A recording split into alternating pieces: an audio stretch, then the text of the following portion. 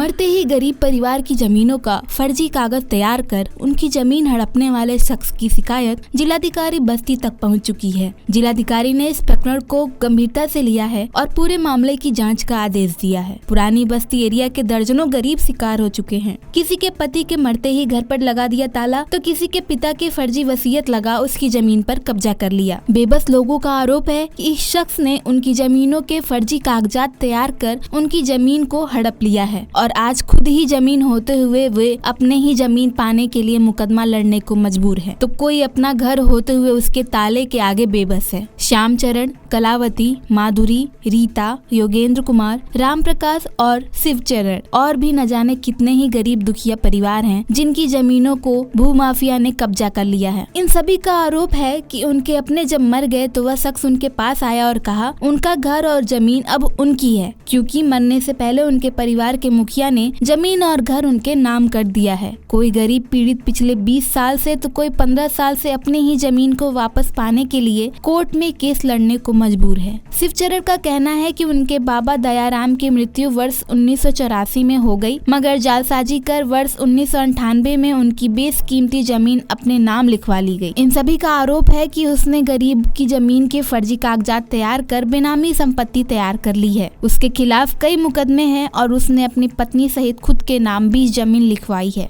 नहीं sir, grandfather से बाबा जी। तो अब ये पता लगा है कि वो तो मृत हो चुके थे जी। तो क्या प्रकरण है, कब आपको पता लगा कि आपकी जमीन का सौदा हो गया?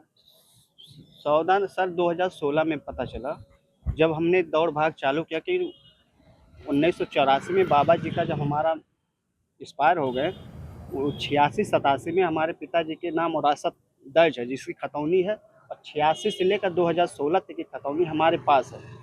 ये 2016 में जब हम खतौनी पे एक ऑर्डर आता कि फला के नाम जो है आपकी ज़मीन जो है नामांतर हो गई है, तो हमने दौड़ भाग चालू किया जहाँ से कोई अभिलेख में कोई प्रूफ था ही नहीं, हमको पता ही नहीं था।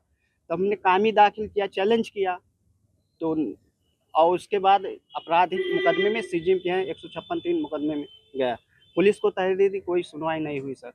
2016 से कोर्ट के आदेश से मुकदमा दर्ज हुआ और विवेचना हुआ, जिसमें दशरथ सहित 2 नायब तहसीलदार जेल में गए, जो ट्रायल इस समय कोर्ट में चल रही है। नाम श्याम चरण है सर।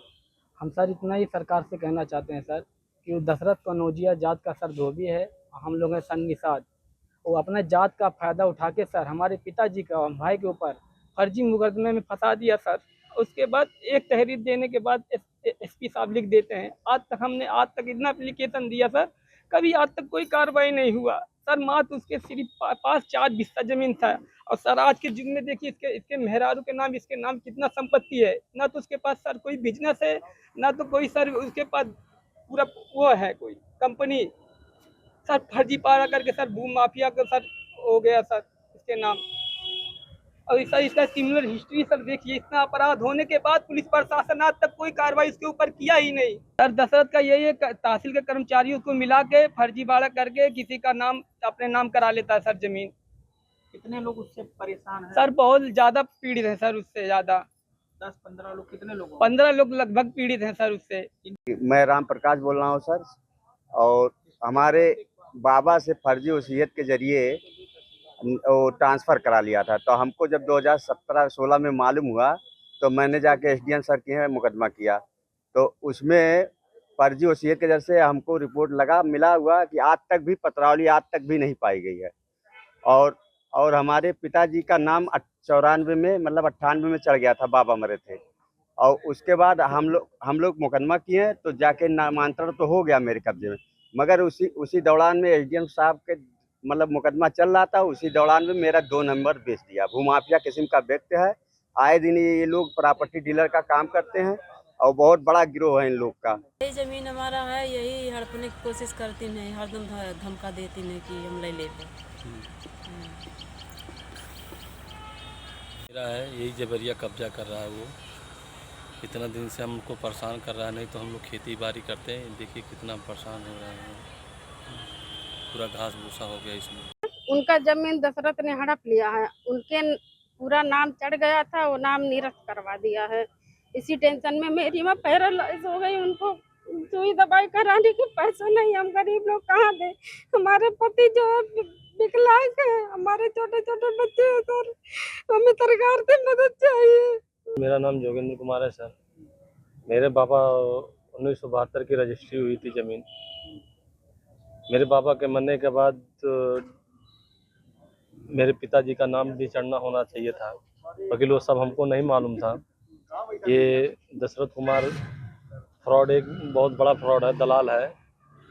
हमारे पापा के मरने के बाद ये जबरिया कब्जे एक नंबर दोनों साथ में होने की वजह से दोनों कह रहा कि मेरा ज़मीन है।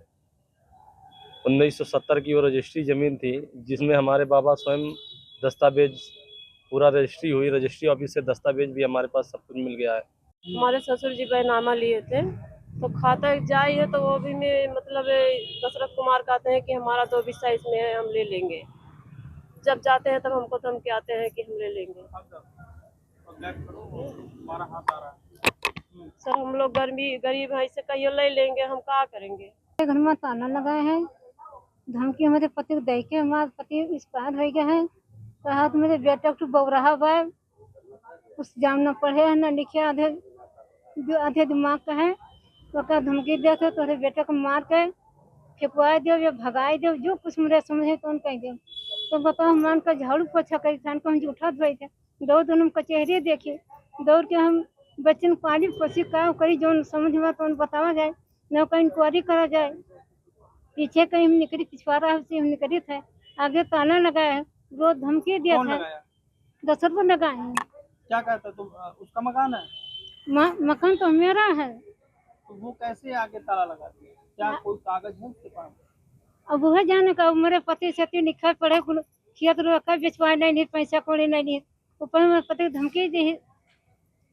संबंधित शिकायत संज्ञान में आई है और उसके बाद इसकी जांच के लिए उचित प्राधिकारी को संदर्भित कर लिया है और उसमें वो सभी पक्षों की बात को सुन करके और उसमें जो तथ्यात्मक बातें आएंगी उनको विधि के आलोक में परीक्षित करके फिर फाइनल आख्या भेज दी जाएगी। शिकायतों को यहाँ गंभीरता से लेते हुए प्रयास किया जाता है कि उसका गुणवत्तापरक निस्तारण यथाशीघ्र कर लिया जाए।